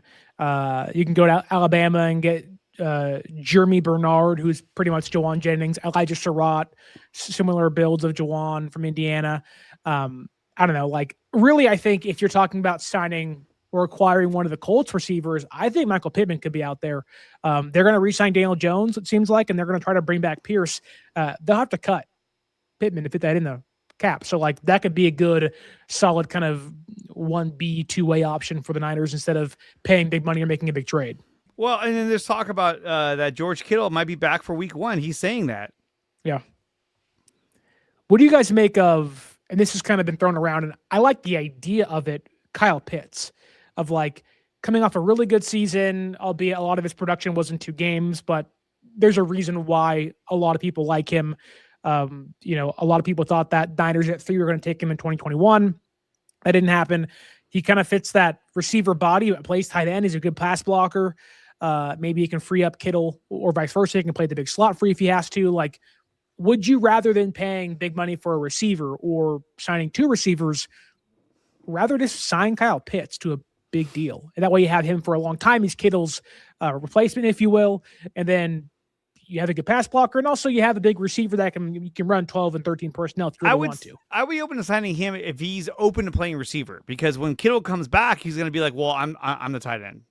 Sure. You know, and I don't think Kyle Pitts wants to be like, oh yeah, I'll be that blocking tight end. I don't think that's going to happen. You essentially could kind of become a hybrid Juwan Jennings tight end guy. Yeah, if he Which says, is what he was. I'll play receiver, then that's great. And I think having Raheem Morris is an advantage in getting a guy like Kyle Pitts. But I would love if they got a guy like Kyle Pitts. It would. Let's take a look at a trade proposal from the other side of the pond, from a Raider fan. So you think our proposals are out of control? Wait till you see some of these from like other fan bases where it's like Bosa, Warner, Trent Williams. Let me see, where is that right here? Yeah, it's the only one I found. It would be trade idea. The Raiders receive Fred Warner. Niners receive a 2027 second round pick, a 2028 second round pick, and Jeremy Chin. First of all, So stupid. him in Why that would we Raiders do that? jersey is sacrilegious. Are they? Did somebody get dropped on their head as a child? Like, what are we doing here? As somebody who, as a child, got their head put in a ceiling fan on accident, I'm not even that dumb. Like, Jeez, that's I insane. feel really bad. Fred Isn't that Warner, awful? Fred Warner would cost more than Maxx Crosby in a trade, and you're getting Jeremy Chin and 2 second-round draft picks, and that aren't even this year. It's in 2 and 3 years away. No, yes, this is stupid. What about this trade, or not trade, but this talk about signing Tyler Linderbaum as your center? And I'd be open to doing this, but it feels like the Niners are so committed to Jake Brendel. Like, they must love Jake Brendel. He must be like the warmest, coolest guy on the planet because He's really nice. He's a really nice guy. They love this guy. But Linderbaum is going to be is a free agent. What do you guys think about Tyler Linderbaum? Sterling? I mean, who doesn't love the best center in football? However, the Niners think they have the best center in football. So it's not going to happen. He's a former Pro Bowler. Hey, second time all pro, baby. Oh, my God. Yeah, I mean, look, I think any team would love to sign Linderbaum. His market's going to be crazy. His market's going to be like, you're talking more than Drew Dahlman got last year for the Bears, and he had a big impact for Chicago, and I think Linderbaum can have that too. I do wonder why the Ravens are letting him out the building. Like, this doesn't happen often. You don't see like legitimate, like 10-year pro, future, perennial Pro Bowler centers on the market very often. So when you do, the Sharks come to feast. So I don't think it's going to happen. It'll be Jake Brendel. You just better hope they figure out left guard, because if they don't, night on the Niners' chances of ever going to a Super Bowl with this offensive line they currently have. Yeah. I mean, I would love to have him. I just don't think it's going to happen. Aaron, what do you think? Yeah, the Niners aren't going to shell that kind of money out for offensive line. They don't think offensive line is a priority. And all of a sudden they're going to change it up and be like, yeah, we're going to spend most of our cap money on a center. That's not happening. And I don't think so. That's too bad, because they talk about change and what they want to do and they want to get better. But until a move like that happens in an offseason, where they actually legitimately do something like that, like they made a trade for a center and be like, okay, they're not playing this time. But they got to make a move, because here's the thing. How many 4th and 1s are we going to watch where they just don't run the ball up the middle? They're better at quarterback sneaks up the middle than they are just handing the ball off and running it up the middle for a first down. They can't do that. True. Yeah. And so that's Jake Brendel. This is something I've gone back and forth on, because I just told you I don't think they're going to go sign Linderbaum. Pitts is a free agent, so. Well, he's not. He can be franchise tagged. Oh, yeah, that's true. So he might be a free agent. Who knows? But the Niners have been adamant of, we don't believe we have to pay big money for offensive line unless there's a true game changer. Do you think Linderbaum, despite having Brendel in that as a kind of big fork in the road for them, is Linderbaum enough of a game changer for them to say, we can do this? No. And that can be one of the big guys. Or are you saying he ain't that big of a game changer for Chris Forrester and company to say, no, we're good? They need to get better in the trenches. They need to upgrade at O-line, because they're going against guys or teams like the Rams, the Seahawks, and what's their biggest thing is pass rush. And you have an offensive line that you're not going to resign Spencer Burford. I'm sorry. He's going to get like Jalen Mahoney money and fucking go play for the Vikings or whoever. And Jalen Mahoney? You mean Jalen Moore? Jalen Moore, sorry. Not the safety who can't make the roster. He's going to get Jalen Moore money. And look at Jalen Moore got a fat contract. Aaron Banks got a fat contract. I bet you Spencer Burford's going to get something like that as well. And they saw what he did when he came back from injury, how he made a difference on the offensive line this past season. So I would imagine he's gone. And you could say, well, then they got to draft one. But how good have they been at drafting offensive linemen? I mean, like Connor Colby, we thought, oh, we found a gem. No, he sucked. He was terrible. 7th rounder. I know, but still. Okay, it's a little misleading to say a 7th rounder that started a couple games for you was terrible. He's an NFL backup. That's fine. He's 7th rounder. I mean, okay. Your bigger thing should be Aaron Banks, who didn't play much. When he played, he had one good year. Then he got paid $72 million That for was the Packers. crazy. And Like, he had the a horrible Niners- season. Like the Niners have actually gotten their backups paid. Burford will get paid. Moore will get paid. Banks started, but he'll get paid. Already got paid. Like other teams do like the Niners offensive linemen, which makes no sense to me because when they play here, they're not very good. But like people do like them a lot. But They do. I also do wonder, like the Niners signed Alex Mack. They had Weston Richburg. Like they spent money in this regime on centers. Brendel got an extension, but it's not like he's paid a lot of money. He's super cheap. You're not going to hurt yourself by cutting him. So I do wonder if that may be in the cards. And it really would be such a big improvement. Brendel's like the 18th best center in football at times. It's one of those things too. Like if they're going to make maybe one or two big moves in free agency and then, do a bunch of depth pieces, Linderbaum would be the perfect guy. Cause then it would be like, okay, we're one step closer to being able to go into Seattle and actually block their front. Do you see him going in and playing left guard? No. And keeping him, or You don't sign a guy like that and be like, you could go play guard. I think he takes over center. Brendel probably gets cut because, they try to save money on the cap, or he just sits on the bench. What are you doing to left guard then? You drafting That's the left other guard? thing. I can tell you what they're going to do. There's a guy by Sign the a name veteran. Ben Barch. That's what they're going to do. Sign him. Nick Zakel. They're going to roll out Ben Barch and cross their fingers that he doesn't get hurt because that's all he ever does. Trip coming out of the tunnel week 1, and he's going to break his leg. What'd you guys think? They should go draft Bo Stevenson or Jennings Dunker from Iowa, and then go sign somebody like John Simpson. Have a veteran, have a rookie, have Connor Colby in the room. Let them duke it out. Anybody's better. Anybody's better than Brendel. I go sign John Cena. I don't care. Anybody can play center better than offensive line. I weigh about as much as see him. They can't see him. You know what? John Cena, the only invisible offensive lineman out there. I would love for the Niners. I would love them to get Trey Hendrickson. People were saying, what about Boye Mafe? I don't think that's no. He's been kind of a letdown except for this past season. He had a good season, but that is their bread and butter, though. First round draft picks, second round draft picks that aren't reaching potential. Cody Pay's out there too. Lanky guys. Man, Chris Koseric's looking his chops, man.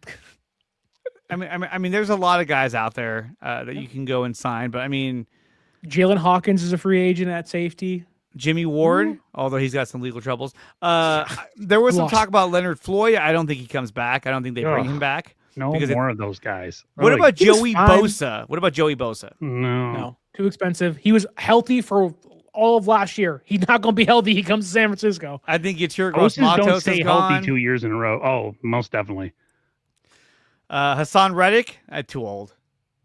Is he even a scheme fit? Not really.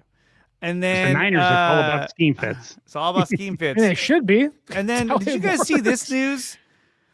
Oh shit! That Brian Fleury is now the offensive coordinator for the Seahawks. This is a stretch for me. When they did this, I was like, really? Traitor. This is the guy you sought out after winning the Super Bowl? I don't know. I'm going to call him what Punk said to The Rock, you bald fraud. But, I mean, I just, again, this is Seahawks spending. They're like, hey, let's just bring in Brian Fleury. He's worked under Kyle Shanahan. He knows their system. Oh, we have not breaking news, but, interesting news at least. Guess who is a new part owner of Leeds United America? I know, Parag Marate. No. Maxx Crosby. What? Maxx Crosby is now a part owner of Leeds United with the San Francisco 49ers. That's happening. They're going to make a trade. Sound the alarm. Sound the alarm. It's happening right now. You're going to have 70,000 people go live. Yeah. And they're all going to lead with the same story. What does this mean? What does this mean? Leeds. Yeah. I got the lead right here. But no, I mean, I know you don't like it, but I would love Trey Hendrickson matching up him with Bosa. He's just older, man, and he had an injury last year. He didn't come. You should care. It's about getting younger. This guy's got a motor. Okay, how about this, Sterling? Maybe his injury stuff and whatever brings his value down. If he's a good value signing, sure. Same thing with he's the best edge rusher on the market. He is from a resume standpoint. Why would he take less? I don't know. Maybe teams. No, he won't take less. No, of course you're he's gonna signing him to like a 2 or 3 year deal. You're just going to bite the bullet and say, "Hey, what if I what like if his the work Niners ethic." sell him and on put it like, out there. hey, if you get here, you're part of like we're gonna get right back at it. I would say this: out of the free agents that are available, like Arden Key is out there. I think that's. I love another, Arden I'm so sick of these I'm freaking. so sick of hearing that. Kyle Van Noy is out there. He's like 37, bro. He's a grandfather. He's 35, actually. Bradley Chubb. Chubb Who could else make out sense. there? Yatir Gross Matos, kick rocks. I'm not going to pay you John anything. Franklin Myers is the guy on the interior from Denver. Out of the edge rushers, your best options are Joey Bosa or Trey Hendrickson. They're gonna go with like Kwity Paye and Boye Mafe, all these guys that didn't reach their potential elsewhere. They're gonna go for those Clelin Ferrells, the Arden Keys. We're gonna bring them in, and them. our Kasarik is gonna bring them in and not do jack shit with them. What? Or what's the guy from We're gonna teach them to never play the run. Ojanobi or what was that guy? He came out of Georgia. He was a defensive end. He played for the Giants, and then he got traded. And everybody was like, "Oh, the Niners should go out and get this guy. He's got potential." Aziz Ojulari. Yeah, Aziz Ojulari. I'm so sick of that name too. He hasn't done anything. What about the corner from the Seahawks that Larry seems to think Tariq Woolen? Yeah. No, I would not. No. He's just big, which is nice. He's a big physical player, but he's an idiot. Like he's like legit an idiot. He's an idiot. Here's the thing: is that I wouldn't spend money on a corner. I think what you have is just fine in Renardo Green and they're going to trade him. What? They're going to trade They're him. going to trade Green though. They're not going to trade Green. That's another. Arian Grant said they have big following, so it must be true. That's not going to happen. It's not going to happen. I mean, they might discuss it because the only thing I can think of is that he's coming into year 3. The play was up and down, but he did get into pretty public back and forth with Kyle in the playoffs and against the Cardinals and got benched for a short period of time. There have been some he benched him and then Luter gave up a touchdown. I was like, thanks a lot, Kyle. Maybe you can replace Darrell Luter Jr. and not Renardo Green. Here's another one too, you guys. The Packers have an edge rusher in free agency, possibly Rashawn Gary. That would be good. Is Kingsley?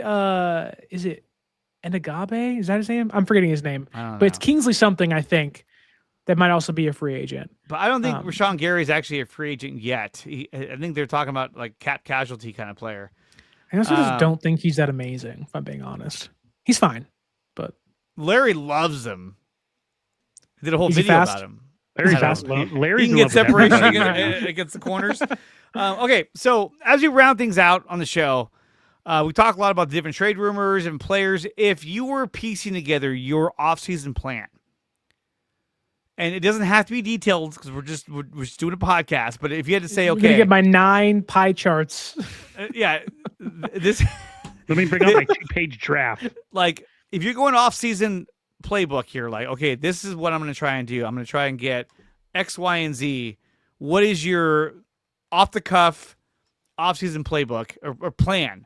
Let's start with Sterling because he's probably already thought about one. I have done 19 stick to the models so far when I'm laying in the bed. I think I'm going to sign John Franklin Myers. I'm going to sign Jalen Naylor.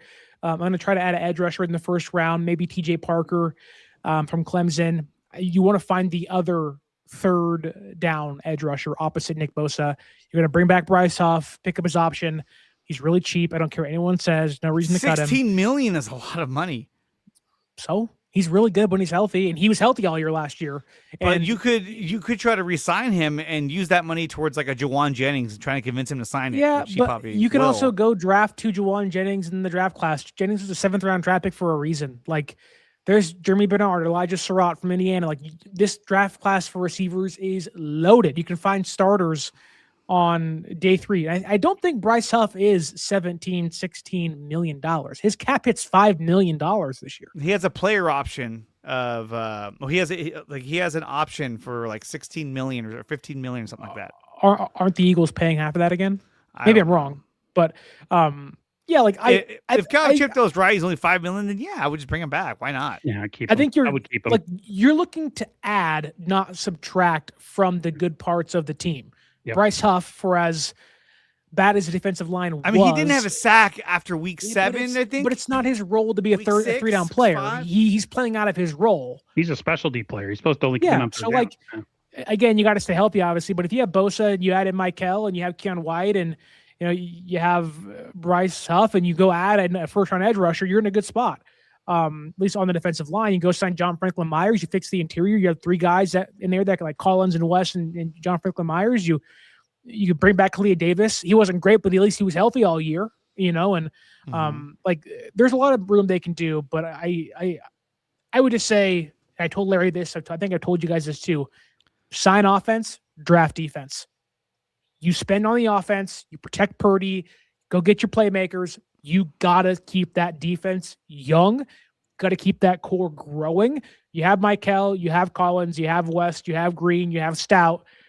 You think you have Mustafa, go draft the safety, go draft another cornerback, go draft a linebacker, go draft 2 defensive line players. That defense has to stay young while you're paying Purdy, while you're paying Kittle, while you're paying Trent and Christian McCaffrey. They got to stay young. So pay for offense, draft defense.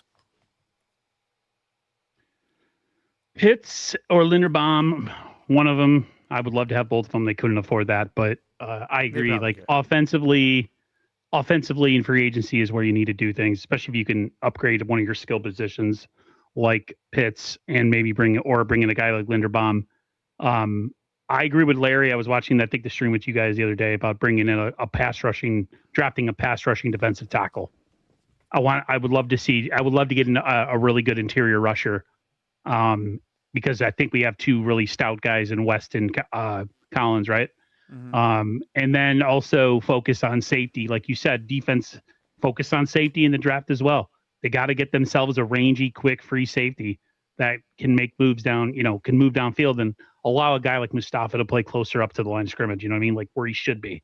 So, yeah, if they can make 1 or 2 plays in free agency offensively, whatever combination that is, and then go right into the draft and be like, okay, one of our priorities here is just like you said, add to the core. Safety, interior defensive tackle, linebacker, pass rusher, like it's all needed. So yeah, I agree a lot with Sterling on this one, just maybe not as eloquently. Yeah. I would love Alec Pierce. I think he's going to be way too expensive for the Niners. Yeah. But this is what I'm going to do. I'm going to go full blow retard. Up the substation. I'm going to go full retard. And I say that, no offense. Substation. I just got done watching Tropic Thunder the other day. Nobody goes full retard. But I'm going to do it. I'm going to do it right now. I'm just going to go full retard, and I'm going to sign Trey Hendrickson, and I'm going to sign Tyreek Hill, and then I'm going to look to fill and get more depth in the draft. But realistically, though, I think the receiver position is where they really have to upgrade. Will it be through the draft? I don't know. Maybe they draft a receiver at 27. I don't know. They could go for offensive line, which they probably won't. But I could see them going out and trying to sign a guy like Trey Hendrickson because they say, hey, look, we got Huff, we got Michael, we got Bosa. That's a great defensive line to attack the Rams and the Seahawks. And then again, really, if they stay healthy. Yeah, if they can stay healthy. But then you draft for depth as well. But I think the biggest thing, too, is that they have to get another receiver. You can't roll. Even if they re-sign Jennings, that's not enough. You can't go Jennings, Pearsall, and let's go draft one or use Jordan Watkins. You have to bring somebody in receiver-wise to help bolster this receiving core. Debo's not the answer. I'm afraid that they think that will be the answer, but it's not. Like they'll be like, oh, he's a veteran that will help support the young guys. No, he'll take reps from them, and they'll sit on the bench and wonder, why aren't they playing? And then the other thing that we didn't talk about was running back. They need to get somebody to run the ball behind Christian McCaffrey. Will they bring back Brian Robinson Jr.? Probably not. Dude, Tyler Algier, man. I want Tyler Algier so bad. they talk about Breece Hall. He's not going to come here to be the number 2 running back. He's a number 1. He's like too expensive too. Too expensive. Kenneth Walker, no. J.K. Dobbins, no. Too many injuries. Kenneth Gainwell, he's been a backup, so he's fun. That could work. Good pass catcher. He has some. He's pop a good to receiving running back. That I'd be happy with Kenneth Gainwell. If they signed him, I'd be like, oh, that's good. I like it. But then again, Brian Robinson was a good receiving running back. They never even threw him the ball. They never threw him the ball. It was weird. Rico Dowdle, no. Travis Etienne, no. Wasn't he? No, that's the better Etienne. Trevor Etienne is the younger Panthers, one, right? from Georgia. But no, Austin Eckler, no. Najee Harris, he won't be a number 2. He'll be like, no, I don't care. I'm a starter. He'll be a number 3 because he could never stay healthy. If you want to go back to the well, Aaron, what do you got? Raheem Mostert. He had like 1 yard last year. I got the biggest move of the offseason, and it's going to be a backup quarterback. The Niners are going to bring in, and of course I forget his name. Kirk Cousins. Kirk Cousins. Yes. Yeah. If the Niners bring in Kirk Cousins, absolutely. Yes. Trade Mac for a 2nd-round draft pick, bring in Kirk Cousins, and we're fine. Bring Kirk Cousins. But if you trade for a 2nd-round draft pick, I think that 2nd-round draft pick, either your first, second, one of your seconds has to be a receiver. You know for certain if they bring in Cousins, that what click will have the biggest live stream extravaganza of how he needs to be the starting quarterback. It. Probably. It'll happen. It doesn't matter. You know what? The way that Brock played this year, I think he fucking balled out when he came back, especially against the Colts. I agree. He looked incredible. And here's the thing, too. When you look at, the Seahawks won the Super Bowl, right? And to me, it was, when you look at the teams that were in the playoffs and who could have won it, to me, it was literally down to Seahawks, Rams, Niners. One of those 3 teams, in my opinion, was going to win the Super Bowl. I don't see anyone out of the AFC being able to win, especially with Bo Nix getting injured. The way it played out in the AFC in this year in the playoffs, I think that the Niners, the Rams, and obviously the Seahawks, all 3 of them could have beaten the Patriots. Niners would have had the hardest time because they were undermanned, but they could have easily have done it. Plus, they'd be playing at home. A healthy Niners team with Ayuk, a healthy Pearsall. I don't even count Ayuk as a Niner. Nobody gets injured on defense. I think they can beat. I think they could beat the Patriots for sure. He's a fuck Brian Ayuk. I'm so sick of hearing this guy's name. Did you see I agree. He wanted a streamer to pay you mean him right here with Neon. $100,000? Neon reveals that the San Francisco 49ers NFL player Brandon Ayuk asked for a $100,000 so they can collab. What are you doing? No one even knows who Brandon Ayuk is. I've had an NFL player dead ass to my face, Brandon Ayuk, DM me and said $100K for a collab. $100K? Are you fucking serious? I don't get what's up with these NFL players trying to ask for money, bro. It's insane. Let's just vibe out, have fun, come promote your business, show some love. His white big ass booger on his freaking sleeve. First of all, I can't stand Neon, so I need to get him off the screen immediately. He's the guy that was a nerd in school that had his books dumped every single day, and he became famous on freaking the internet. That's usually how it goes. Now he's a millionaire, so. Now he's a millionaire. Or he could be the Hawk 2 girl and a whole other career change. Oh, not the Hawk 2 girl. But so there's a little bit about Brandon Ayuk. I see a lot of people saying, "Oh, well, why don't they just trade Brandon Ayuk?" I don't think anyone's going to trade for Brandon Ayuk. Yeah, the contract's too big. No one's going to trade for that. No one's going to be like, "Oh, I'm going to trade so I can get the rights to negotiate with him first." No. They're all going to be like, well, I'll just wait for him to get cut and then let him go to the Commanders and he could be with that brittle ass quarterback who peaked last 2 seasons ago. Last season. I like Jaden Daniels. I do too, but Jaden Daniels has the same body type as Bryce Young. They're basically like That's true. They're like a Tutu Atwell quarterback. You know what I mean? He's so fragile that if he sneezes hard enough, you crack a rib. But guys, are there any other topics you wanted to cover before we wrap things up? I'll ask you guys this, and it can be fast. It better be. If there is one position that you believe, of all of them, The Niners need to draft in round 1. I know it depends on the prospect on the board, but if there's one position you're circling that says this needs to be addressed at 27 overall, what's the position you're earmarking to get picked there? I think it's edge rusher. I haven't done a lot of research in the draft so far. I've been kind of holding off. I got to start that up. But me too. If I'm San Francisco, based on their track record, it's going to be a receiver. I really do. Denzel Boston from Washington. Pretty good. Aaron? I want edge rusher at that position, but Kicker. I'll throw a monkey wrench in this one and say they draft a left guard at 27 and surprise everybody. It's a very unsexy, popular pick. Is that a left guard or a left tackle that moves into left guard? No, it's left guard.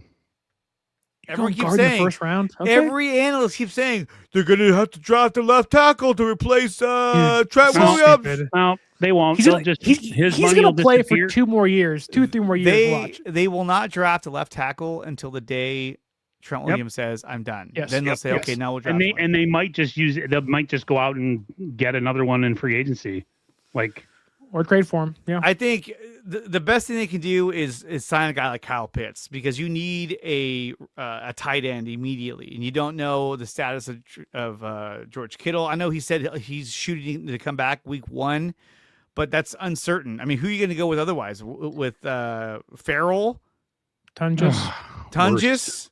Well, don't forget, even Tunges has plantar fasciitis. Tunges kept fumbling the fucking football last season in games where you couldn't afford to fumble. It was like, oh my God. He did it against Jacksonville. He did it against the Seahawks. I was like, come on, man. You knew they were going to try to reach for that. Yeah, that was you don't never try for extra yards if that thing is hanging out of there like a freaking you're holding a cantaloupe or something at the grocery store. One thing we didn't talk about, I know we want to get out of here, was the rumor, innuendo. I said it in my talk about my live stream with Mike, but the talk that there could have been talk that brings somebody into the front office, some front office shake up, like a rumor that somebody could be heading into the front office to help them. Bobo, that's not nice. Don't say that, please. Please don't say that.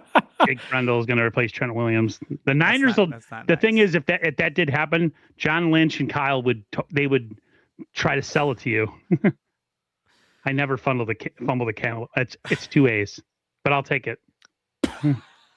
That's what you got from that. That's who I am. Spell my name wrong, you ass. Oh, is it Aaron? I was looking at cantaloupe. I was like, what's he talking about? Looking at 2 A's and cantaloupe. Hey, Ron. I don't know about that. Sorry.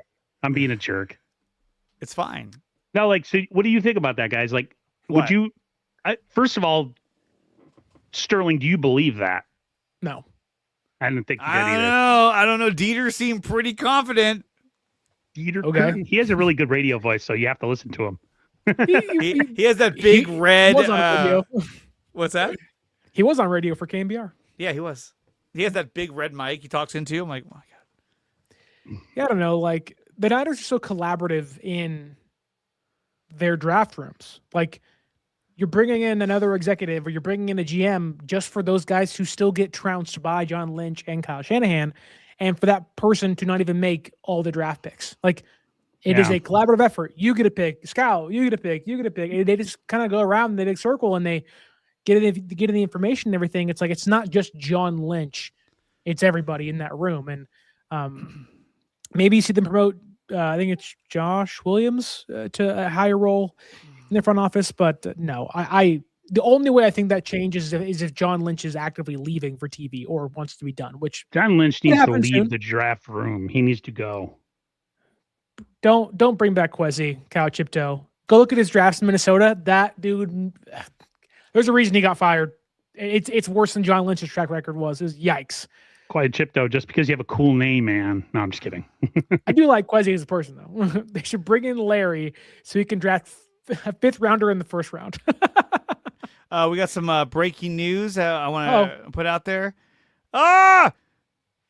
This guy, fuck, what was his name? Don't even know his name. Logan Wilson He got sucks. released today. He's the He guy they sucks. got from the Bengals. Yeah, he's The terrible. Niners should sign him. He can't move at all. Do you think everybody that, that hits the market is a potential 49er signing? Do you think that? Okay, here's a few more names I'm gonna throw out there before we wrap things up. And Bear Pig? Oh, I'm just kidding. Dre Greenlaw. If Dre Greenlaw gets cut by the Broncos, would you want to bring him back on like a 1 year, 2 year deal? No. No. Try to get Nick Martin into the lineup, man. Come on. He was hurt man. a lot last year too. But what if he's back? What if he has a healthy Okay, year? be back for somebody else. Be healthy for somebody else. He could play 4 games and then blow something else out and be gone for the year again? Like, Nah, I'm and good. as someone who owns a Dre Greenlaw jersey and I wants love to Dre. wear it around actively, and I haven't got a chance to. No, I love Dre, but no. No, huh? Sorry, we didn't mean to like jump on you like, no. No, it's fine. I mean, I brought up Deebo Samuel, so I mean, it couldn't get any worse than that. Say Okay. Dante Pettis. The cat meowing celebration. But they got to get somebody in that backfield. I mean, I shouldn't say that in the secondary. At safety, they need an upgrade massively. I don't think Marquise Siegel is the answer. No, I Jair don't Brown obviously is not the answer. Oh, Jason it Pinnock sucks. is just a dude. Thank God he's Uh, gone. He's gone. Okay, let me ask you this: if the Niners, Yes, Leo Chanel. Great name, Leon Sandcastle. do you Might think the be cheap. Niners, if these players were available, would they sign any of them? Drake Greenlaw, Deebo Samuel. Do you think the Niners would bring either one of them back? Not what would you do, but do you think they would? I think they'd bring back Debo. Kyle loves players he's coached before, and he was in love with Debo when he was here. And yeah, I think he'd bring back Debo. I really do. Aaron? I could see both. Greenlaw, remember, they went and visited him to try to get him to change his mind That was weird. at the last minute. So yeah, I could see both. Yeah, I can see both. Was that a Both. Saleh thing or that a Raheem Morris thing though? Like that seemed like a Saleh thing. Okay, I'm coming back, Dre. Don't leave. You can leave when I'm gone. Maybe. Maybe. It's just weird that like they I don't know. I want neither back, but you could totally Sure. see it because the Niners like to live in the past. They never want to move forward. Oh man. That's it. That's all I got. I'm done. Strawberry says here, I love the Sterling post when he shares a post of a player who got released and he just goes, no. Yeah, I know. I said all the time, no. I've seen a bunch of those where you're just like every everybody. fan wants the released player, and I'm like, this guy doesn't even fit what we do, and we have Fred Warner. Like, what are we talking about? And they want to try to like convince you with like this huge speech. You're just like, no. You're like, no. He also sucks. Why do you want bad players? But his name sounds good because he's not on our team. Ugh. God. They need man. a receiver in a bad way. They really do. They need to Denzel get Boston. They need Like to get a Stroud. number one. Jeremy they haven't Bernard. had a number one in 20 years. I would not They spend could the have had money. a number one. His name was Brandon Ayuk, but he decided to lose his mind. What? He lost his Because mind. What about Juwan Jennings? Bitch. Would you guys My give him one. the money? No. I'd rather let him go, man. They Yeah. need speed. 16 Sorry, mil Juwan. is like the hard cap. You're not getting Yeah. that from the Niners.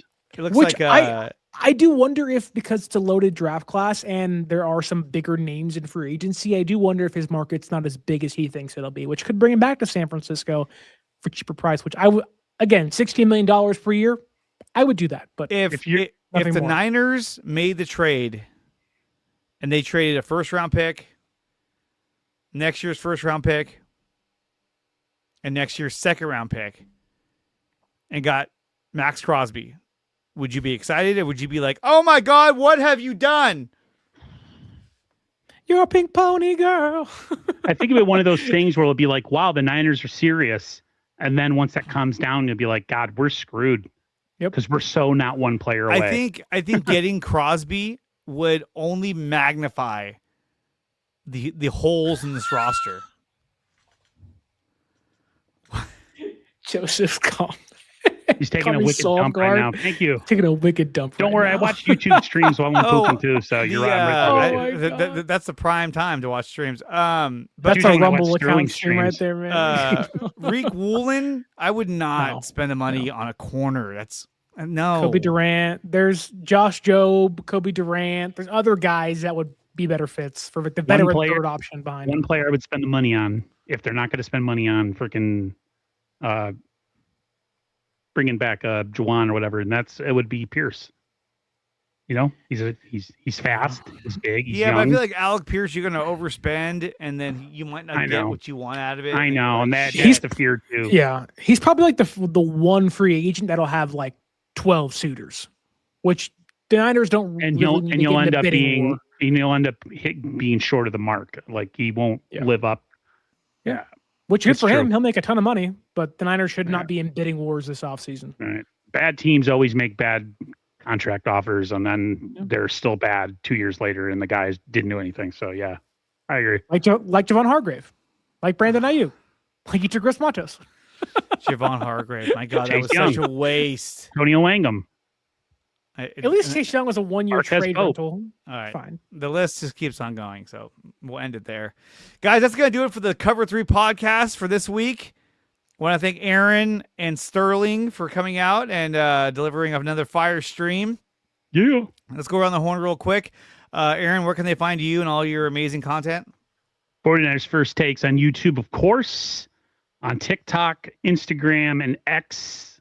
Find me all those places. You can find me at 49ers_access. That is the X for Twitter. 49ers.access is the Instagram, and on all the audio podcasting platforms and YouTube, simply at 49ers access. Mr. Fish and Chip says you should broadcast every day. I wish I could, but I can't. I have a job and have family. That's the best I could do. But you can find me over at Dre Area Sports on YouTube, X, Instagram, and you can become a member to help support my channel over on DreAreaSports.com. And dude, I think that's it. I mean, I've exhausted every fucking rumor I could possibly find. And you know what? You know, it's now Sterling and I, at least, I could probably speak for Sterling on this, you know. Now that the Niners season's over, we have to watch the Warriors. I ain't watching that crap. I ain't watching a single Warrior game. And we have to read articles like, where does the very versatile Christian Koss fit into the the Giants? End the show. End the stream. It's so bad.